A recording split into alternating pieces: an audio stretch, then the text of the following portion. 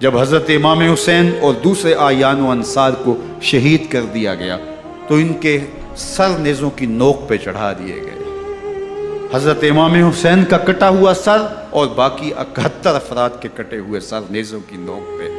اور 10 سواروں کو ابن سعد نے کہا کہ ان کو رون دو، اور گھوڑوں کی ٹاپوں تلے حضرت امام حسین رضی اللہ تعالیٰ عنہ اور ان کے آوان و انصار کو جو ہے وہ روندا گیا، حتیٰ کہ ان کی استخوان مبارک، ان کی ہڈیاں بھی چور چور ہو گئیں۔ روننے سے قبل ان کا لباس اتار لیا، ان کے کپڑے اتار لیے گئے۔ اللہ اکبر، کیسی دردناک گھڑیاں تھیں۔ یزید کا صرف یہی بد کرداری کا مرحلہ نہیں تھا، اس کربلا کے صحرا کے اندر یزید نے جس طرح امام حسین رضی اللہ تعالیٰ عنہ کو شہید کیا اور حضرت امام حسین کے خاندان کو شہید کیا، جب مدینہ المنورہ پر یزید نے مسلم بن عقبہ کو مقرر کیا، جس کو بزرگوں نے مصرب بن عقبہ کہا ہے، تو اس کو کہا 3 دن تک مدینے کا حرم تمہارے لیے حلال ہوگا، جو چاہو تم کرنا، اور شامی فوجوں کو اجازت ہوگی۔ تو وہاں بھی انہوں نے 10,000 تابعین اور 700 صحابہ کو شہید کیا۔ حضرت ابو سعید خدری رضی اللہ تعالیٰ عنہ گھر سے باہر نکلے، کافی بوڑھے ہو چکے تھے، تو انہوں نے حضرت ابو سعید خدری کو پکڑ لیا، کہا تم کون ہو؟ کہا مجھے ابو سعید خدری کہتے ہیں۔ تو کہا ہاں تمہارا نام سنا ہے، اور داڑھی سے پکڑ کے کھینچا اور کہا کہ ہے تمہارے پاس جو ہمیں دو؟ تو کہا کہ میرے پاس تو کچھ بھی نہیں، میں تو فقیر آدمی ہوں۔ تو ان کے گھر ان کو لے گئے، تو 2 کبوتر رکھے تھے حضرت ابو سعید خدری نے، تو وہ کبوتر لوٹ کے لے گئے۔ اللہ اکبر۔ حضرت ابن سنان رضی اللہ تعالیٰ عنہ کو، جو حضور کے علم بردار تھے فتح مکہ کے دن، ان کو ستو پہلے پہ لائے اور پھر ان کی گردن کاٹی گئی، اور کہا یہ ہیں وہ ستو جو تم زندگی میں آخری بار پیو گے۔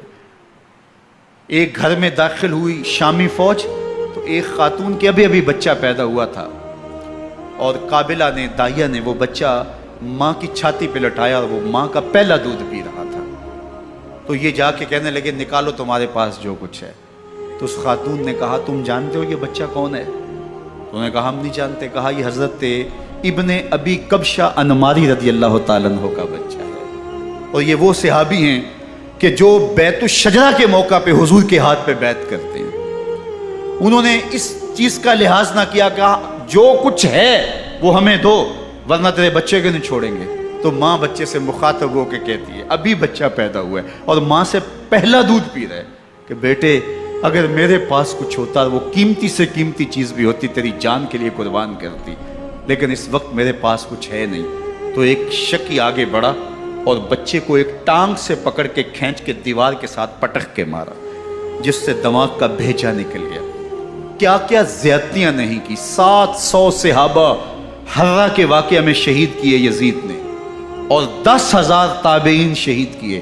مسجد نبوی میں ممبر رسول کے ساتھ گھوڑے باندھے،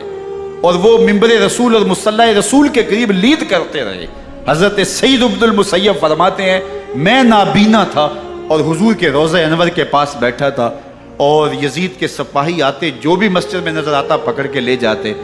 مجھے نابینا سمجھ کے چھوڑ دیتے، لیکن میں پریشان تھا کہ ظہر کا وقت ہوگا، عصر کا وقت ہوگا، مغرب عشاء کا وقت ہوگا، نہ اذان، نہ اقامت، نہ جماعت، تو کیسے مجھے پتہ چلے گا کہ نماز کا وقت ہو گیا، اور کیسی میری نمازوں کا کیا بنے گا؟ میں اس فکر میں بیٹھا تھا۔ لم ازل اسمع الاذان والاقامت من قبر رسول اللہ صلی اللہ علیہ وآلہ وسلم۔ فرماتے ہیں جب بھی پھر نماز کا وقت آیا، گنبد خضرا سے اذان کی بھی آواز آئی، اقامت کی بھی آواز آئی۔ 3 دن تک مسجد نبوی کے اندر گھوڑے بندے رہے، اور مدینہ کی حرمت پامال کی۔ مدینہ کے گھروں کے اندر یہ بد کماش داخل ہوئے، اور جو بدکاریاں انہوں نے کی، کلیجہ منہ کو آتا ہے۔ 1002 شیزائیں ان بدکاروں کی بدکاریوں کی وجہ سے کنواری حالت کے اندر حاملہ ہوئی۔ 3 دن تک مدینے کا حرم انہوں نے پامال کیا، اور پھر مکہ المکرمہ میں کعبہ اللہ پر گولے برسائے، اور کعبہ کا غلاف جل گیا۔ وہ تو یزید مر گیا، اور حضرت عبداللہ ابن زبیر رضی اللہ تعالیٰ عنہ نے اپنی خلافت کا اعلان کیا۔ یزید کے یہ کرتوت تھے،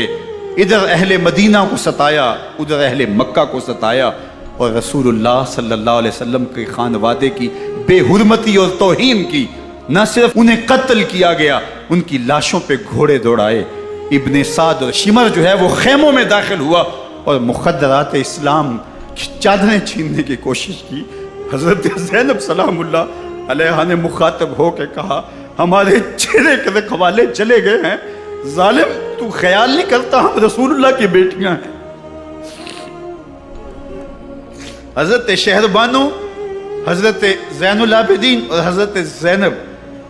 سلام اللہ علیہم، ان تینوں کو ایک اونٹ پہ باندھا گیا اور باقی اونٹوں پہ باقی سادات کو، حضور کی شہزادیوں کو باندھا گیا، رسیوں میں جکڑا گیا اور اونٹوں پہ باندھ کر کے کوفے کی جانب آگے آگے شہیدوں کے سر چل رہے ہیں اور پیچھے یہ قافلہ چل رہا ہے۔ اور جب یہ قافلہ وہاں سے گزرا جہاں لاشیں پڑی تھی، امام زین العابدین 14 سال کے تھے اور بیمار تھے اور ان کا حوصلہ نہ ہوا، وہاں غشی ان کے اوپر آنے لگی۔ اور وہ منظر ابن کثیر نے، باقی لوگوں سب نے لکھا ہے کہ پھر جب ان کی یہ حالت ہوئی تو پھر سیدہ زینب سلام اللہ علیہ، جنہوں نے ابھی تک بڑے حوصلے کے ساتھ ساری مشکلات کا مقابلہ کیا تھا، اب ان کے بندھن ٹوٹ گئے اور آنکھوں سے آنسو بہنے لگے اور سیدہ زینب تھے امام حسین رضی اللہ تعالیٰ عنہ کی لاش پہ کھڑے ہو کے، اور وہ روندی ہوئی لاش، ٹوٹی ہوئی ہڈیاں اور وہ بریحاں بدن، کٹا ہوا سر نیزے کی نوک پہ اور لاش یہ پڑی ہے، تو حضرت سیدہ زینب نے مدینے کی طرف منہ کر کے جو ہے وہ حضور سے فریاد کی، یا محمد آہو، یا محمد آہو، ھذا حسین بالآراء مزمل بالدماء، یا محمد آہو بناتوں کا سبایا۔ یا رسول اللہ، اے پیارے آقا، یا جدہ ہو، اے ہمارے نانا محترم، یہ دیکھیے آپ کا حسین پڑا ہوا ہے، بدن سے کپڑے اتار لیے گئے، خاک ہوائیں اڑا رہی ہیں اور اس کے اوپر چادر جو ہے وہ مٹی کی پڑ گئی ہے۔ حضور آپ کی اولاد کاٹ دی گئی اور پھر کہا بناتوں کا سبایا، حضور دیکھیے آپ کی بیٹیوں کے ہاتھ باندھ دیے گئے ہیں، اونٹوں پہ کس دیا گیا ہے، سر شہیدہ آگے آگے چل رہے ہیں اور حضرت سیدنا امام حسین کا آگے آگے سر ہے۔ راستے کے اندر ایک جگہ آئی، رات گزری اور ان کو اتارا گیا۔ رات کا موقع تھا، ایک خاتون آئی اور اس نے کوئی کھانا پیش کیا ان کو اور کہا کہ میں کسی زمانے میں حضرت سیدہ فاطمہ تو زہرا کی نوکری کیا کرتی تھی، ان کی لونڈی تھی، ان کی کنیز تھی، اور آج مجھے پتہ چلا کہ آپ لوگ گزر رہے ہیں، تو میں نے کہا کہ میں اپنی مخدومہ کے خاندان کی خدمت کروں۔ اور پھر اس نے کہا کہ اس وقت سیدہ کی گود میں ایک 6-7 ماہ کی بچی تھی جس کو زینب کہا کرتے تھے،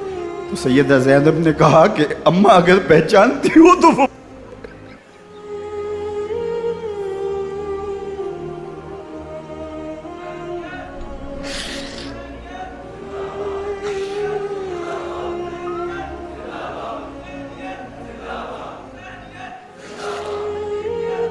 یہ تاراج اور لٹا ہوا کارواں پھر وہاں سے کوفے میں کیسے پہنچا، اور کوفے کے اندر سیدہ زینب سلام اللہ علیہ نے وہ یزید کے دربار میں، ابن زیاد کے دربار میں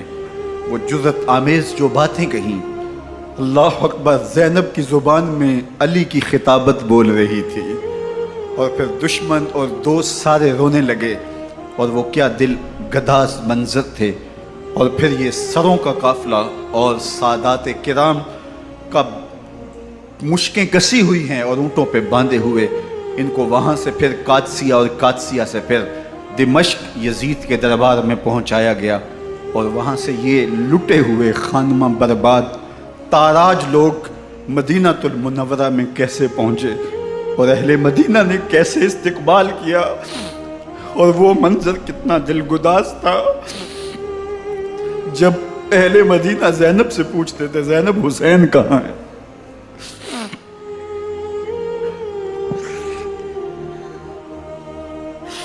بے مروت بے وفا تیرا بھی کیا افسانہ ہے، جس نے اپنی ہی شمع کو گل کیا تو وہ پروانہ ہے۔ اپنے پیغمبر کے شہزادوں کو اور اپنے پیغمبر کی شہزادیوں کو جو دکھ اس امت نے دیے، یہ کائنات کی ایک انوکھی داستان ہے۔ اللہ ہمیں اسوہ شبیری پہ عمل کی توفیق عطا کرے اور ان کے نقوش پاک کی برکتیں دے، اہل بیت کی محبت ہماری روحوں میں جذب کر دے، اور جس عظیمت کے ساتھ، جس حوصلے کے ساتھ انہوں نے دکھوں کو جھیلا، جو دہکتی آگ کے شعلوں پہ سویا وہ حسین، جو جواں بیٹے کی میت پر نہ رویا وہ حسین، جس نے سب کچھ کھو کے کچھ نہ کھویا وہ حسین، مرتبہ اسلام کا جس نے دوبالا کر دیا، خون نے جس کے دو عالم میں اجالا کر دیا، جو کہ سوزے غم کو سانچے میں خوشی کے ڈھال کے مسکرایا موت کی آنکھوں میں آنکھیں ڈال کے۔ اے حسین ابن علی تم پر سلام، نازش آل نبی تم پر سلام۔ ذرا میرے ساتھ یہ پڑھ لیجئے، اے حسین ابن علی تم پر سلام، نازش آل نبی تم پر سلام، تم پہ لاکھوں رحمتیں لاکھوں سلام،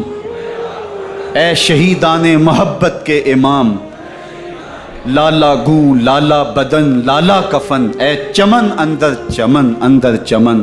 زندگی ہی زندگی تیری حیات، اے حیات اندر حیات، افتخار ملت بیضا ہے تو، رب کعبہ کی قسم یکتا ہے تو، فخر کا دل میں دریچہ باز کرنا چاہیے، جن کا تو آقا ہے ان کو ناز کرنا چاہیے۔ وآخر دعوانا ان الحمدللہ۔